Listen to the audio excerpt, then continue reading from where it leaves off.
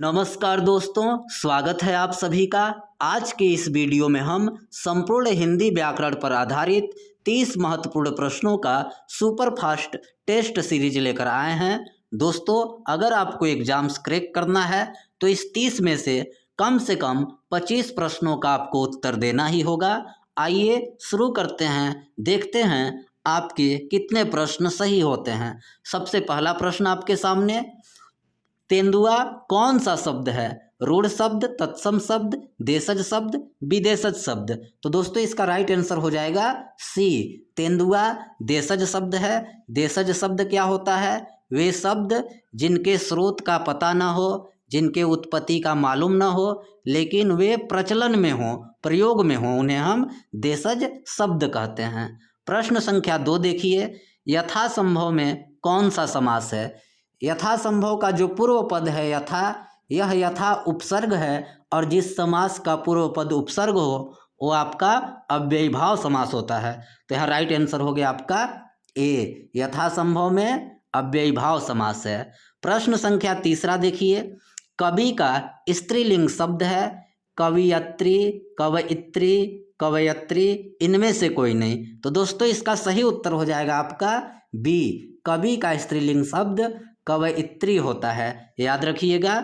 अगला प्रश्न देखिए 4, उक्त शब्द का विलोम है? उपर्युक्त, उपयुक्त, अनियुक्त, आयुक्त।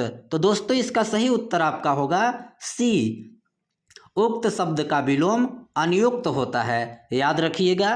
प्रश्न संख्या 5 देखिए, मोहन कलम से लिखता है, वाक्य में कौन सा कारक है? कर्म, करण, अपादान, अधिकरण। तो दोस्तों यहाँ पर देखिए से चिन्ह का प्रयोग हुआ है कि मोहन कलम से लिखता है, और से चिन्ह आपका करण कारक का चिन्ह है, तो इसका सही आंसर होता है बी। अगला प्रश्न देखिए, प्रश्न संख्या 6, खिचड़ी पकाना मुहावरा का अर्थ है? खिचड़ी का दावत देना, चावल दाल मिलाकर बनाना, षड्यंत्र की तैयारी करना, स्वादिष्ट भोजन बनाना। तो दोस्तों इसका सही उत्तर होगा आपका सी, खिचड़ी पकाना यानी किसी षड्यंत्र की तैयारी करना, जाल बुनना। आगे देखिए प्रश्न संख्या 7, फूल शब्द कौन सा संज्ञा है? व्यक्तिवाचक संज्ञा, जातिवाचक संज्ञा, समूहवाचक संज्ञा, द्रव्यवाचक संज्ञा। तो दोस्तों इसका सही उत्तर होता है आपका बी, फूल जातिवाचक संज्ञा है, क्योंकि फूल में सब फूल आ गए, इसलिए यह फूलों की पूरी जाति बता रहा है, तो यह जातिवाचक संज्ञा हो गई। अगला प्रश्न देखिए 8, जिसके पास कुछ न हो वाक्यांश के लिए एक शब्द होगा? जिसके पास कुछ न हो वाक्यांश के लिए एक शब्द क्या होगा? दरिद्र, अकिंचन, दलित, निर्धन। जल्दी बताइए। तो दोस्तों इसका सही उत्तर हो जाएगा आपका बी, जिसके पास कुछ न हो उसे हम अकिंचन कहेंगे। अगला प्रश्न देखिए, प्रश्न संख्या 9, चक्रपाणी में कौन सा समास है? तत्पुरुष, अव्ययीभाव समास, कर्मधारय समास, बहुव्रीहि समास। तो दोस्तों चक्रपाणी, जिसके हाथों में चक्र है, अर्थात विष्णु जी। तो यहाँ पर देखिए दोनों पद प्रधान नहीं हैं, प्रधान पद कोई तीसरा पद है, तो ऐसी स्थिति में कौन सा समास हो जाएगा आपका? बहुव्रीहि समास। क्यों? क्योंकि जब दोनों पद प्रधान न होकर कोई अन्य तीसरा पद प्रधान हो तो वहाँ पर आपका बहुव्रीहि समास होता है। चक्रपाणी, जिसके हाथ में चक्र है, अर्थात विष्णु जी, तो विष्णु पद प्रधान है, तीसरा पद, तो यहाँ पर हो गया बहुव्रीहि समास। अगला प्रश्न देखिए दोस्तों, प्रश्न संख्या 10, डॉक्टर शब्द की आ ध्वनि किस भाषा से आई है? अरबी, अंग्रेजी, फारसी, फ्रेंच। तो दोस्तों याद रखिएगा डॉक्टर शब्द की ये आ ध्वनि आपकी अंग्रेजी भाषा से आई है, याद रखिएगा। अगला प्रश्न देखिए 11, रोगी का तत्सम रूप है? रूढ़, रुग्ण, रुगड़, रूढ़। तो दोस्तों इसका राइट आंसर हो जाएगा आपका रोगी का तत्सम रुग्ण होता है, संस्कृत रूप रुग्ण होता है, याद रखिएगा। प्रश्न संख्या 12 देखिए, च वर्ग का उच्चारण स्थान है? कंठ, तालु, मूर्धा, दंत। तो दोस्तों आपका च वर्ग का उच्चारण स्थान तालु होता है। च वर्ग के जितने वर्ण होते हैं, च, छ, ज, झ, इय, ये सब आपके च, छ, ज, झ, इय सब आपके तालु से उच्चारित होते हैं।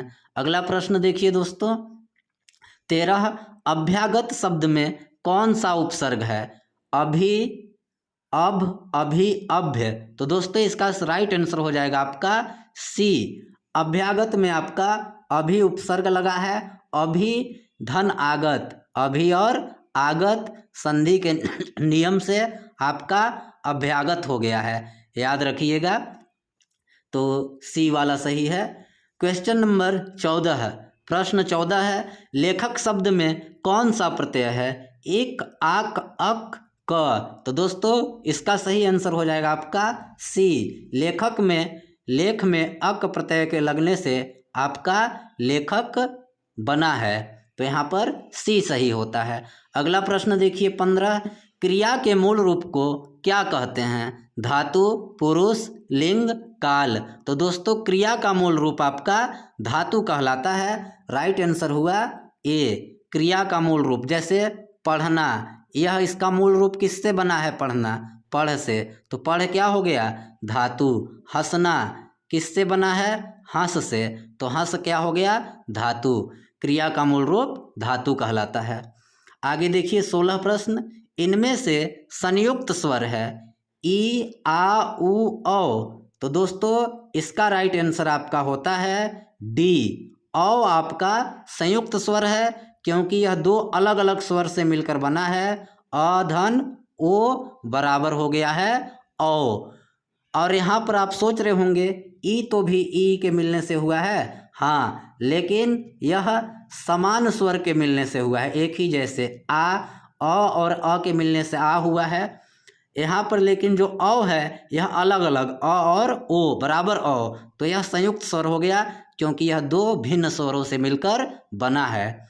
अगला प्रश्न देखिए 17, निश्चयवाचक सर्वनाम है कौन, क्या, यह, कुछ। तो दोस्तों इसका सही आंसर होता है आपका सी, यह और वह। यह और वह निश्चयवाचक सर्वनाम होता है। यह का प्रयोग नज़दीक रखी वस्तु के लिए करते हैं और वह का प्रयोग दूर रखी वस्तु के लिए होता है। अगला प्रश्न देखिए, प्रश्न संख्या 18, निम्न में से संयुक्त व्यंजन कौन सा नहीं है? कौन सा संयुक्त व्यंजन नहीं है? ड़, त्र, स्र, ज्ञ। तो दोस्तों इसका सही उत्तर हो जाता है आपका ए, ड़ संयुक्त व्यंजन नहीं है। छ, त्र, ज्ञ, स्र, छ, त्र, ज्ञ, स्र। यह दोस्तों आपके 4 संयुक्त व्यंजन होते हैं। छ, त्र, ज्ञ, स्र, इनकी संख्या 4 है। ड़ आपका संयुक्त व्यंजन नहीं है, याद रखिएगा। इसके बाद प्रश्न संख्या 19, जिस शब्दों के अंत में आ आता है उन्हें क्या कहते हैं? आकारांत, अकारांत, इकारांत, उकारांत। तो दोस्तों जिन शब्दों के अंत में आपका आ है उन्हें हम आकारांत कहते हैं, और जिन शब्दों के अंत में अ आए उन्हें अकारांत कहेंगे, और जिस शब्दों के अंत में ई आएगा वो हो जाएगा इकारांत, और जिन शब्दों के अंत में उ आएगा वो कहलाएगा उकारांत, उकारांत। तो यहाँ पर क्या है, जिन शब्दों के अंत में आ आता है उन्हें क्या कहेंगे? तो समझ गए होंगे, आकारांत। Right answer A. प्रश्न संख्या 20 देखिए, मूल स्वरों की निश्चित संख्या है 3, 4, 5, 6। तो दोस्तों इसका आपका सही उत्तर होता है ऑप्शन बी, मूल स्वरों की संख्या 4 है। मूल स्वर कौन कौन से हैं? अ, ई, उ और री, यह आपके मूल स्वर कहलाते हैं, याद रखिएगा। प्रश्न संख्या 21 देखिए, निम्न में से किस शब्द में द्वितीय व्यंजन नहीं है? द्वितीय व्यंजन नहीं है किस शब्द में? मुल्ला, प्रोत्साहन, गुल्लक, टिड्डी। द्वितीय व्यंजन क्या होता है? जब एक ही व्यंजन 2 बार आए तो द्वितीय व्यंजन कहलाता है। देखिए मुल्ला द्वितीय व्यंजन है, गुल्लक में भी एक ही व्यंजन 2 बार आया है, द्वितीय व्यंजन। टिड्डी, इसमें भी एक ही व्यंजन 2 बार आया, लेकिन ऑप्शन जो बी है यह इसमें आपका द्वितीय व्यंजन नहीं है, क्योंकि कोई भी व्यंजन 2 बार नहीं आया है। अगला प्रश्न देखिए दोस्तों, 22, ज्ञ वर्ण किन वर्णों के संयोग से बना है? ज्ञ, ज्ञ किन वर्णों के संयोग से बना है? ज धन न, ज धन ड़, ज धन इय, ज धन अंग। तो दोस्तों इसका सही आंसर आपका बी हो जाएगा, सॉरी ऑप्शन सी होगा इसका राइट आंसर। ज और इय मिलकर आपका बनता है ज्ञ, याद रखिएगा। अगला प्रश्न देखिए, इस गायक में कौन सी संधि है? अयादि संधि, गुण संधि, व्यंजन संधि, वृद्धि संधि। गायक, दोस्तों गायक में आपका अयादि संधि है। क्यों है? क्योंकि जहाँ भी आपको अय और आए, औ और आओ दिख जाए वहाँ पर आपका अयादि संधि हो जाता है। गायक, यहाँ देखिए आपको आय दिख गया तो आय यानी अयादि संधि। अगला प्रश्न देखिए 24, राम विद्यालय जा रहा था, वाक्य में प्रयुक्त काल है आसन्न भूतकाल, पूर्ण भूतकाल, अपूर्ण भूतकाल, संदिग्ध भूतकाल। तो दोस्तों इसका सही आंसर होगा आपका सी, ऑप्शन सी, अपूर्ण भूतकाल। राम विद्यालय जा रहा था, अभी पहुंचा नहीं था, काल पूरा नहीं हुई है, तो यह आपका अपूर्ण भूतकाल हो गया। प्रश्न संख्या 25 देखिए, अध्यापक गणित पढ़ा रहे हैं, अध्यापक गणित पढ़ा रहे हैं, रेखांकित पद में वचन है। तो यहाँ रेखांकित पद आपका अध्यापक है, इसमें आपसे वचन पूछा है, एक वचन, द्विवचन, बहुवचन, कोई नहीं। तो दोस्तों इसका राइट आंसर आपका हो जाएगा बहुवचन। क्यों होगा? क्योंकि अध्यापक सम्मानजनक संज्ञा शब्द है और सम्मानजनक संज्ञा शब्द को हम बहुवचन में बनाते हैं। तो यहाँ पर द्विवचन तो हिंदी में होता नहीं, दो ही वचन होते हैं, एक वचन और बहुवचन। अध्यापक बहुवचन क्यों हो गया? क्योंकि अध्यापक सम्मानजनक संज्ञा है और सम्मानजनक संज्ञा को हम बहुवचन में लिखते हैं। अगला प्रश्न देखिए दोस्तों 26, सूक्ष्म शब्द का विलोम है अल्प, असूक्ष्म, अंत, स्थूल। तो दोस्तों इसका राइट आंसर आपका ऑप्शन डी होता है, सूक्ष्म शब्द का विलोम स्थूल होता है, याद रखिएगा।